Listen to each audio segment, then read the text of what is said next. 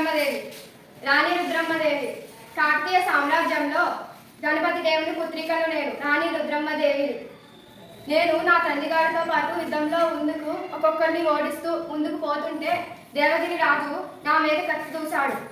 అందుకు నేను జంకలేదు. పురుష వేషంలో విజృంభించి విజయాన్ని సాధించాను. భారతదేశ ప్రజల పట్ల భారతదేశ కాలంలో ఒక స్వర్ణ యుగంగా భావిస్తాను. గిరిజన ప్రాంతాల పట్ల, ప్రజల పట్ల, రైతుల పట్ల ప్రత్యేక శ్రద్ధతో నిర్వహించాను. కాలువలు త్రవ్వించడం, గోపురాలను కట్టించడం, స్త్రీల పట్ల విద్య బాటలను నిర్వహించాను. ఈ కాకతీయ సామ్రాజ్యంలో ప్రత్యేక ప్రజలు